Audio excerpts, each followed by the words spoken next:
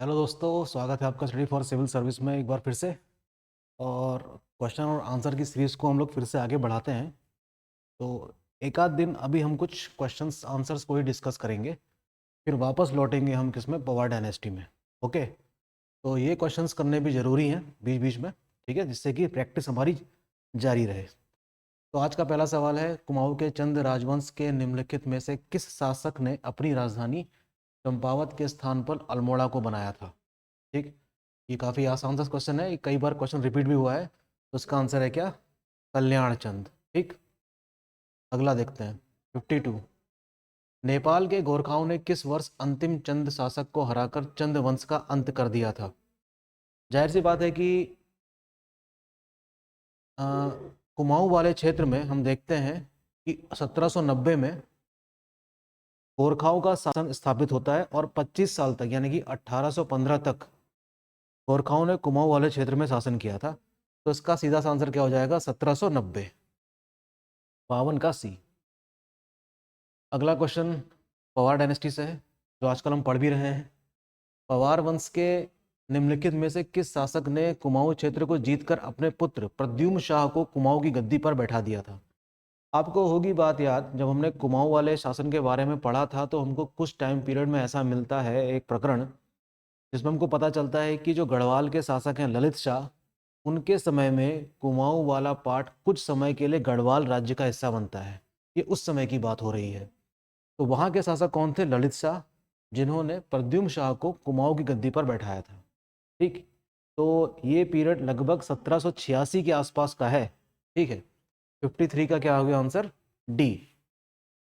अगला, गढ़वाल वंश के निम्नलिखित शासकों को उनके शासनकाल के आधार पर अवरोही क्रम में व्यवस्थित करना है। अवरोही का मतलब जानते ही हैं, डिसेंडिंग ऑर्डर, यानी कि लास्ट में कौन सा। ठीक है, तो हम देखेंगे कीर्ति शाह, भवानी शाह, नरेंद्र शाह, प्रताप शाह। ये सारे जो नाम आपको दिख रहे हैं ये हैं टेरी स्टेट के, यानी कि जब ब्रिटिश वाला एम्पायर वाला पीरियड चल रहा था तब। तो इसमें हमको जो शासक का नाम मिला नरेंद्र शाह, वो तीसरे नंबर पर है।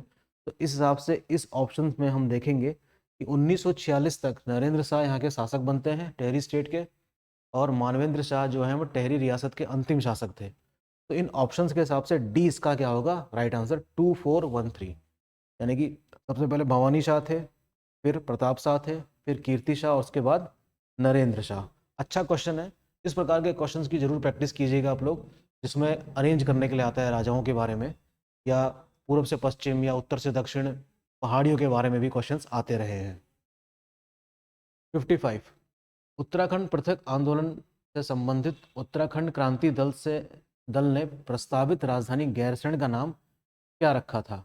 उत्तरनगर, विराटनगर, चंद्रनगर या परमारनगर? क्वेश्चन नंबर 55, इसका आंसर है चंद्रनगर, अर्थात सी। निम्नलिखित में से किस व्यक्ति ने आजाद पंचायत की स्थापना की थी? नरेंद्र दत्त सकलानी, चंद्र सिंह गढ़वाली, बद्री दत्त पांडे या इन तीनों ने? तो इसका आंसर हमको मिल रहा है 56 का नरेंद्र दत्त सकलानी, इसका आंसर है 56 का ए। 57, स्वतंत्रता संग्राम सेनानी चंद्र सिंह गढ़वाली का जन्म किस वर्ष हुआ था? बहुत ही शानदार क्वेश्चन है। इनका जन्म हुआ था 1891 में। ये वही टाइम पीरियड होगा जब कांग्रेस की स्थापना हो चुकी थी, और हम देखते हैं कि कांग्रेस की क्या क्या गतिविधियां चल रही थी। वीर सिंह गढ़वाली, इनका असली नाम भी पूछा जाता है कभी कभी, याद रखिएगा। तो ये क्वेश्चन भी एग्जाम में आ जाता है कि इनका वास्तविक नाम क्या था। ओके,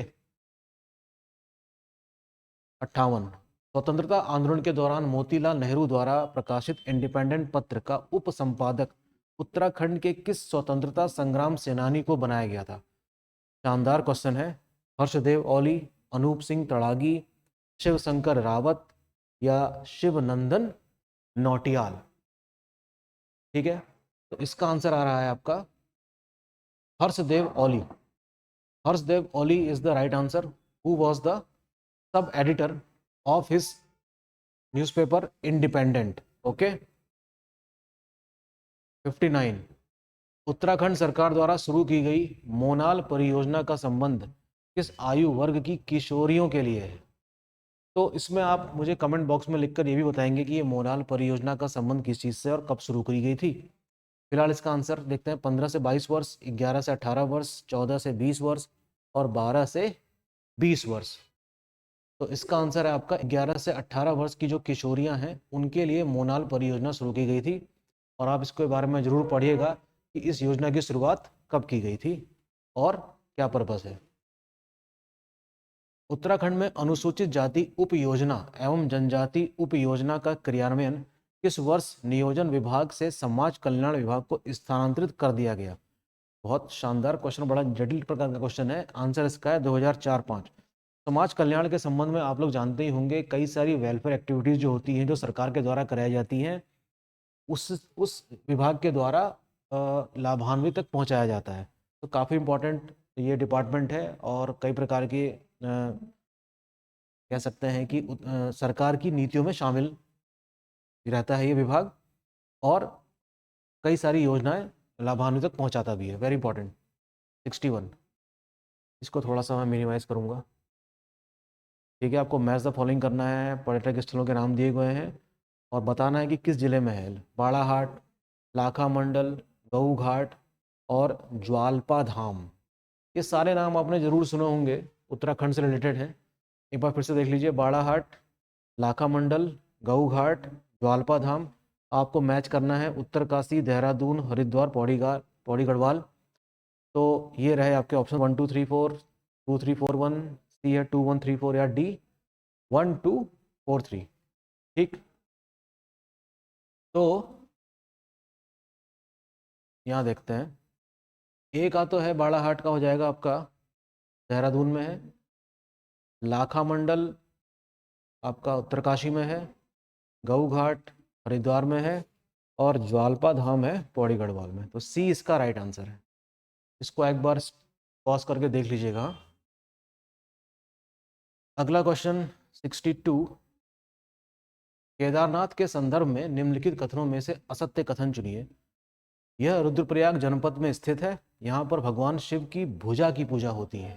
केदारनाथ, ठीक, ये रुद्रप्रयाग जनपद में स्थित है। यहाँ पर भगवान शिव की पूजा होती है। केदारनाथ, केवल एक, केवल दो, एक और दो दोनों, ना तो एक और ना ही दो।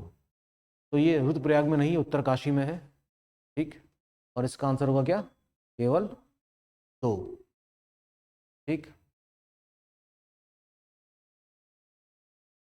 63। निम्नलिखित में से कौन सा युग में सुमेलित नहीं है? स्कंद गुफा, बहुत इंपॉर्टेंट क्वेश्चन, इसको मैं इंपॉर्टेंट क्वेश्चन मानूंगा भाई। ठीक है, ये क्या है, कैसा क्वेश्चन है ये? इंपॉर्टेंट है।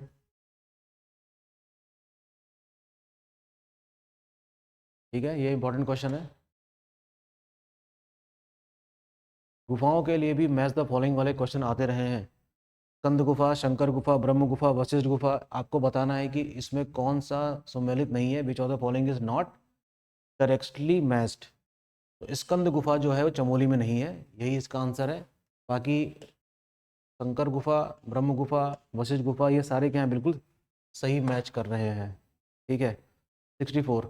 निम्नलिखित में से कौन सा मंदिर रुद्रप्रयाग में स्थित है? काफ़ी इंपॉर्टेंट क्वेश्चन। इंपॉर्टेंट इसलिए क्योंकि मंदिरों से भी कई सारे क्वेश्चन बन जाते हैं, लेकिन टफ है क्योंकि इतने ज़्यादा मंदिर हैं उत्तराखंड में और इनको याद रखना इतना आसान नहीं है, इसलिए रिवीजन की बहुत ज़रूरत पड़ेगी आपको। रुद्रप्रयाग में स्थित कौन सा मंदिर है? अर्धनारेश्वर, चंडाक, सोमेश्वर मंदिर या उज्जैनी देवी मंदिर? तो इसका आंसर बन रहा है आपका अर्धनारीश्वर मंदिर। कहाँ पर है? रुद्रप्रयाग में है। 65। निम्नलिखित में से कौन सा त्यौहार मकर संक्रांति को संपूर्ण कुमाऊं में मनाया जाता है? मौड़ उत्सव, बिस्सू त्यौहार, घुघुतिया या चैतोल? ठीक है, त्योहारों से भी बहुत सारे क्वेश्चन आ जाते हैं एग्जाम में। ठीक है, याद रखेंगे इस बात को। मौड़ उत्सव, बिस्सू, घुघुतिया या चैतोल? मकर संक्रांति आप जानते ही हैं क्या होती है, तो घुघुतिया त्यौहार आप जानते ही होंगे इससे रिलेटेड। तो 65 का आंसर क्या है? सी। निम्नलिखित में से किस मेले में ब्याहता पुत्री के रूप में देवी नंदा की पूजा की जाती है? 66। निम्नलिखित में से किस मेले में ब्याहता पुत्री की रूप में नंदा देवी की पूजा की जाती है? हरेला, रामबाग का मेला, हरियाली पूड़ा मेला, रेणुका देवी मेला। काफ़ी इंपॉर्टेंट है भाई, है ना, इतना आसान नहीं है इसको याद रखना, ठीक है, क्योंकि ऐसे कई सारे फैक्ट्स आपको मिलेंगे उत्तराखंड में। आंसर इसका ये है हरियाली पूड़ा मेला, वेरी इंपॉर्टेंट। हरियाली पूड़ा मेला का संबंध किस चीज़ से है? ब्याहता पुत्री के रूप में नंदा देवी की पूजा की जाती है, ठीक। 67, उत्तराखंड के निम्नलिखित में से किस साहित्यकार द्वारा महासागर किताब की रचना करी गई है? बहुत इंपॉर्टेंट क्वेश्चन है। हिमांशु जोशी, शिवानी भगवत चरण निर्मोही या सुमित्रा नंदन पंत? इसकी रचना करी है हिमांशु जोशी जी ने, ठीक है, महासागर याद रखेंगे। बाकी ये सब पुराने हैं हमारे, उनके नाम आपको पता ही होगा, सुमित्रा नंदन पंत, है ना, जानते ही होंगे आप लोग। 68, उत्तराखंड में प्रकाशित होने वाली साहित्य प्रभा किस प्रकार की पत्रिका है? पाक्षिक यानी कि फोर्टनाइटली का मतलब होता है 15 दिन में एक, साप्ताहिक मतलब 7 दिन में, वार्षिक मतलब एक बार, त्रैमासिक मतलब 3 महीने में एक बार। तो इसका आंसर है डी, ये 3 महीने में एक बार प्रकाशित होती है, त्रैमासिक है। 69, निम्नलिखित में से कौन सा आभूषण माथे पर पहना जाता है और सौभाग्य का प्रतीक होता है? एक क्वेश्चन यहाँ से भी तय मानिए आ ही जाता है घूम फिर के। चंद्रहार, तिलहरी, स्यूण सांगल या तीस फूल? आभूषण माथे पर पहना जाता है, तो 69 का आंसर क्या हो जाएगा आपका? माथे पर सीस फूल जानते ही होंगे आप, ठीक है, ये कहाँ पहना जाता है? गले में पहना जाता है। वैसे सीस फूल कहाँ पहना जाता है? माथे में, तो इसका आंसर क्या हो जाएगा? डी। 90, निम्नलिखित में से कौन सा लोक नृत्य भोटिया जनजाति द्वारा विवाह के अवसर पर किया जाता है? कई बार क्वेश्चन रिपीट हुआ ये, है ना, इसका आंसर क्या है? पौड़ा 70 का डी। गढ़वाल मंडल के संदर्भ में निम्नलिखित कथनों में से सत्य कथन चुनना है। इस मंडल का क्षेत्रफल उत्तराखंड के कुल क्षेत्रफल का 39.30% है। क्या आपको नहीं लगता कि ये गलत है? क्योंकि 7 जिले हैं उधर, तो जाहिर सी बात है कि कुमाऊं से बड़ा इलाका होगा वो। दूसरा पढ़ लेते हैं, इस मंडल में 7 जिलों को शामिल किया गया, ये बात तो बिल्कुल ठीक है। तो इसका आंसर क्या होना चाहिए? 71 का बी होना चाहिए। केवल 2 ये गलत है, कुमाऊं वाला क्षेत्र छोटा है, गढ़वाल वाला बड़ा है। 72, गढ़वाल मंडल के संदर्भ में निम्नलिखित कथनों में फिर से सुनिए। अच्छा, ये दोबारा से क्वेश्चन आ गया, सॉरी। अगला देख लेते हैं 73, निम्नलिखित में से कौन सा युग्म संगत नहीं है? चमोली। ओ, बहुत अच्छा क्वेश्चन है, उत्तराखंड के मैप बेस पे है। आपको पता लगाना है कि चमोली जिले से कौन कौन सी सीमाएं किस जिले की टच कर रही हैं, इसके लिए आप मैप देखेंगे, ठीक है। आज ये क्वेश्चन एक तैयार करिए आप अपने स्तर से, उत्तराखंड का मैप रखिए पॉलिटिकल, और पता लगाइए कि कौन सा जिला किससे टच हो रहा है। चमोली 6 जिलों से टच हो रहा है, रुद्रप्रयाग 4, चंपावत 3, हरिद्वार 2। उत्तराखंड से जिले जो टच हो रहे हैं, इससे बात हो रही है। चंपावत वाला जिला किसको टच करता होगा? उधम सिंह नगर को टच कर रहा होगा, नैनीताल को कर रहा होगा, और पिथौरागढ़ को कर रहा होगा, तो इसका मतलब ये सही है। तो 73 का आंसर क्या होना चाहिए? एक और टच कर रहा होगा इसमें, अल्मोड़ा वाला शायद, तो इसका आंसर क्या होना चाहिए? सी, 4 होना चाहिए, ना कि 3। 74, उत्तराखंड सांख्यिकी डायरी 2020-21 के आंकड़ों के अनुसार सभी पर्वतीय जिलों का कुल क्षेत्रफल राज्य के कुल क्षेत्रफल का लगभग कितना प्रतिशत है? पर्वतीय जिलों का कुल क्षेत्रफल लगभग 86.1% होगा, 74 का ए, ठीक है। अब आ जाते हैं आज के लास्ट क्वेश्चन में। उत्तराखंड के निम्नलिखित पर्वत शिखरों को उनकी ऊंचाई के आधार पर क्रम में व्यवस्थित करना है। बहुत ही शानदार क्वेश्चन। मुकुट, माणा, नंदाकोट, पंचचूली। आखिरी क्वेश्चन बड़ा अच्छा निकला। 75 का आंसर क्या होगा इसमें? मुकुट, माणा, नंदाकोट, पंचाचूली। कुछ पर्वत तो इसमें 7000 मीटर से भी ऊंचे हैं। आंसर इसका आ रहा है पी, 2143, 2143, ठीक है। तो ये रहा आज के हमारे 25 क्वेश्चंस, और कल और आने वाले 1-2 दिन तक और हम लोग इन क्वेश्चंस को ही डिस्कस करेंगे, क्योंकि क्वेश्चन लगातार प्रैक्टिस करना भी काफ़ी ज़रूरी है। ये तो हो गए 25 क्वेश्चन हमारी तरफ से, आप अपनी तरफ से भी बीच बीच में क्वेश्चन डिस्कस करते रहिए, सॉरी प्रैक्टिस करते रहिए, ठीक है। मिलते हैं अगले लेक्चर में, और हमारे लेक्चर को सुनिए, सब्सक्राइब करिए, और अपने मित्रों तक भी क्या करिए? फॉरवर्ड करिए। Thank you.